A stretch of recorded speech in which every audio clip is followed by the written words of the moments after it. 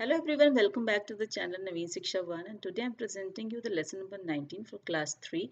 The topic of today's lesson is our friends animals, and the learning outcome of this chapter is how we can connect the small kids with the nature and especially with the animals with the help of 2-3 incidences as given in this chapter.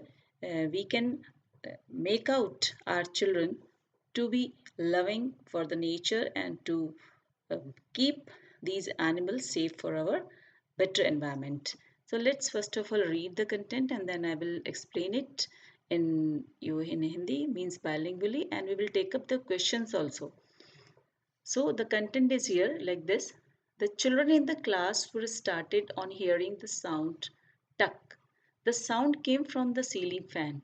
Kalyani shouted, "Look, look, a bird is hurt." Peter got up at once and picked up the bird. It was in pain.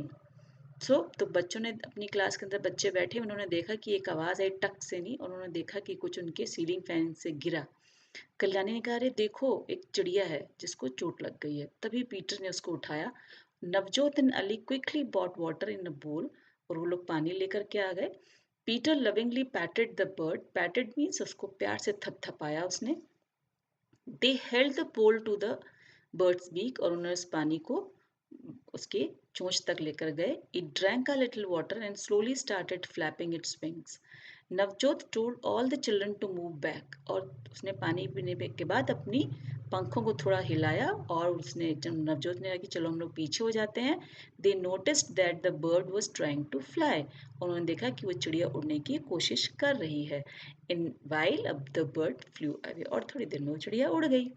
Next day the children so a bird circling above them in their classroom.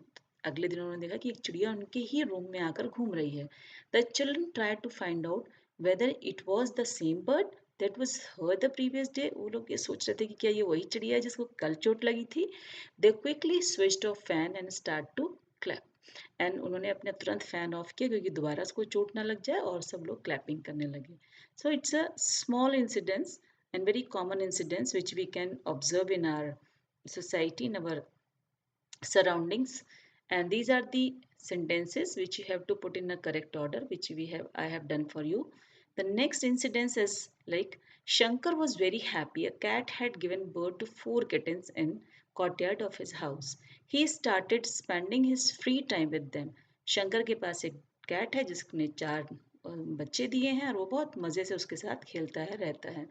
One morning Shankar was woken up by the cats cry. अब एक दिन वो उठा तो उसकी बिल्ली रो रही है। बिल्ली का रोना it's very just like a child is crying, okay, ऐसा वो रोती है। ही रैन टूवर्ड्स द कॉर्टयार्ड और वो बाहर जाके अपने आंगन में देखता है। He saw that the cat was crying and cutting its 3 kittens कि वो उनको अपने तीनों बच्चों को बुला करके अपने पास बैठी हुई है, देख रही है।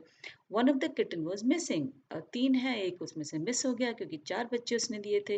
He went outside found Malini painting a kitten. तो वो बाहर की तरफ देखा कि मालिनी जो है एक उसके बच्चे को लेके प्यार से सहला रही है। Shankar called Malini into his courtyard. Malini saw the cat was crying, तो उसने देखा कि अरे कैट तो रो रही है और इस तरीके से फिर उसने उसके बेबी को उसको वापस कर दिया। ठीक है।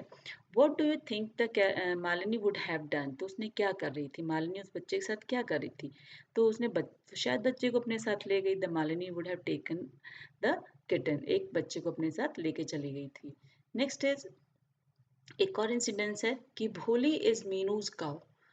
मीनू की काव है भोली। Meenu take Bholi to the field to graze और मीनू अपनी काव के साथ उसको घास खिलाने के लिए फील्ड में ले जाती है।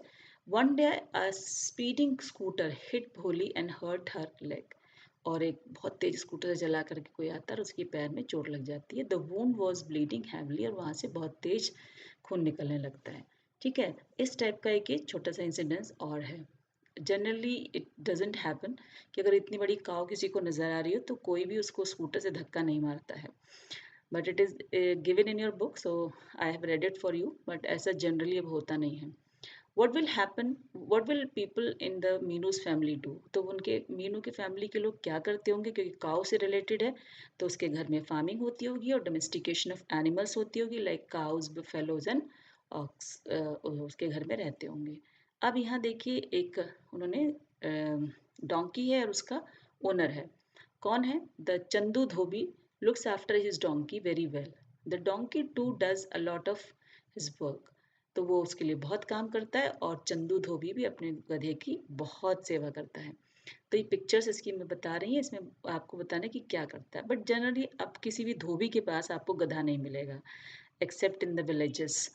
इन सिटीज़ तो अब सब लोग स्कूटर और अदर व्हीकल्स रखते हैं जिस पर अपना वो काम करते हैं। तो यहाँ फर्स्ट पिक्चर में है डू बाथिंग ऑफ इट, उसको नहलाता है। Give it grass to eat, उसको खाने के लिए घास देता है। Give it water to drink, पानी पीने के लिए देता है। एंड वर्शिप इट और डेकोरेट इट विद गार्लैंड्स, और उसको वो सुंदर बनाने के लिए उसको मालाएं भी पहनाता है और उसकी पूजा भी करता है, क्योंकि जनरली वो उसकी बहुत मदद करता है। कौन? Donkey, yes.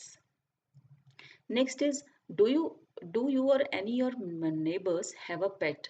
आपके आपके बगल में किसी के पास में नेबर्स में पड़ोसी में कोई पेट हो तो उसके बारे में आप बात कर सकते हैं। Like my neighbour have a pet, उसके पास एक डॉग है, उसके बारे में लिखना है। तो जनरली लोग डॉग रखते हैं, कभी कभी पैरट्स भी रखते हैं और कैट्स भी रखते हैं, इवन रैबिट्स को भी रखते हैं, टर्टल्स भी रखते हैं। तो you can write down about that, you just go talk to them and find out the answers of these questions. Next question आपको दिया गया कि we keep some pet animals at home. तो इसमें बहुत सारे पेट एनिमल्स हो सकते हैं, like dog, cow, horse, ox, hen, fish and other honey bees.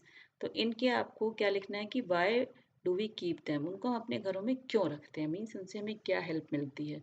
तो वो भी हमने इसमें लिखा है, that you can read and you can do it easily. Next देखिए, एक उन्होंने बर्ड दिखाई है, वेरी प्रिटी बर्ड, और वो कुछ पानी है लटका हुआ, उसमें पी रही है, खा भी सकती है। It doesn't, I don't know, दोनों में से कुछ भी हो सकता है, पीने का पानी भी हो सकता है, दाना भी हो सकता है। तो उन्होंने बनाया बर्ड बाथ। तो बर्ड बाथ है, इसका मीन्स यहाँ पानी है इसमें।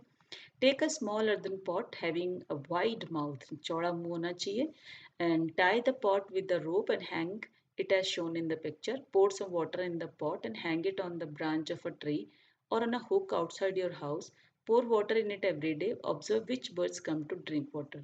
और इसमें आपको स्पैरो जनरली आकर के दिखाई देगी, ये स्पैरो ही है जो आएगी उसमें पानी पीने के लिए। Now next question is, like us animals also need water to live. Like हमें पानी की ज़रूरत है, वैसे एनिमल्स को भी ज़रूरत है। हमारी तरह और कौन कौन सी चीज़ें हैं जिनकी एनिमल्स को ज़रूरत हो सकती है? तो उनको शेल्टर भी चाहिए, रहने के लिए जगह चाहिए, खाने के लिए चाहिए, खाना भी चाहिए, और they also want love and care by others, उनको भी प्यार और मोहब्बत की ज़रूरत होती है कि लोग उन्हें प्यार से रखें, प्यार करें, मारे नहीं। ठीक है।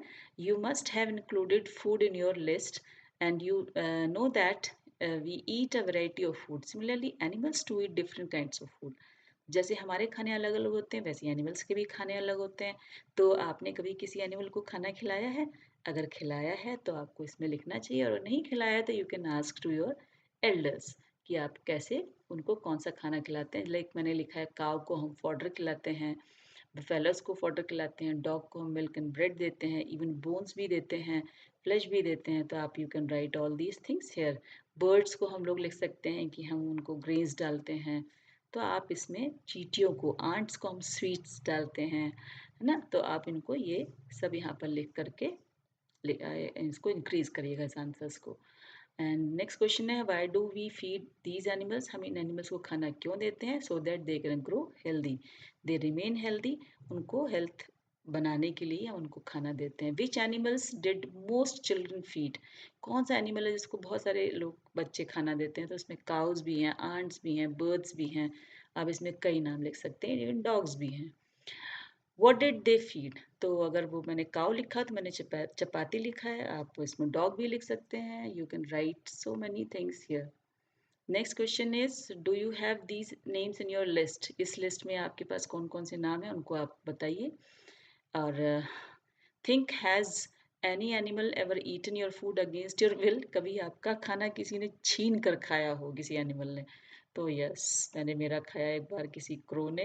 तो मैंने लिख दिया how that was very terrible incidents, जब मैं बहुत छोटी थी, बट मैंने नहीं लिखा है कि कैसे। You can also right your experience. And this is the web, आपको एक वेब दिया गया है कि कौन क्या खाता है। लेजर्ड दो चीज़ें खा सकती है, लेजर्ड आंट्स भी खा सकती है, मस्किटोज भी खा सकती है, गोट जो है वो वेजिटेबल्स भी खा सकती है, चपाती भी खा सकती है, ग्रास भी खा सकती है. तो in this way you can connect these animals with their food. In the next question is you have touched and you have not touched by you can touch and you cannot touch. इसमें 3 तरीके के animals आपको लिखने जिनको आपने छू के देखा हो, जिनको आपने छुआ नहीं हो लेकिन आप छू सकते हैं, और कुछ ऐसे भी होते हैं जिनको आप बिल्कुल नहीं छू सकते हैं. तो मैंने आपको थोड़ा सा डिफ्रेंशिएट किया. जैसे काऊ को हमने टच किया हो सकता है, एलिफेंट को आप टच कर सकते हैं लेकिन आपने हो सकता है ना छुआ हो. लेकिन लायन को तो हम बिल्कुल टच नहीं कर सकते बिकॉज वेरी फ्यूरियस, वो एकदम अटैक कर देगा, तो उसको हम कभी टच नहीं कर सकते हैं. ऐसे ही स्नेक हो सकता है जिसको हम कभी टच नहीं करेंगे. तो आप इसमें कई एनिमल्स लिख सकते हो, इसलिए मैंने इसको थोड़ा सा ब्लैंक छोड़ दिया है so that you can think and right. एक छोटी सी यहाँ पर एक स्टोरी दी गई है. ये स्टोरी क्यों दी गई है? क्योंकि very important thing to learn you that हमारे जो घरों के आसपास एनिमल्स हैं वो कितने इम्पॉर्टेंट होते हैं हमारे लिए.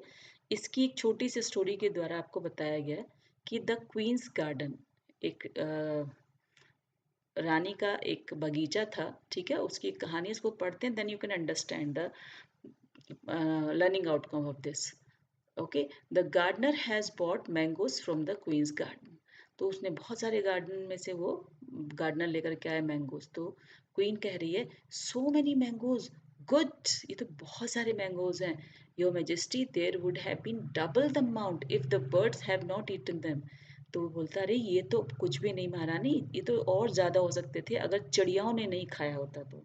तो रानी उसको बोलती है what did you say, the birds have eaten the mangoes.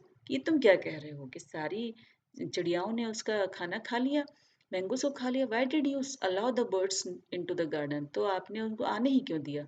तो please forgive me, I will not let any bird come into the garden. Okay, मुझे माफ कर दीजिए, मैं किसी भी बर्ड को इसमें आने नहीं दूंगा.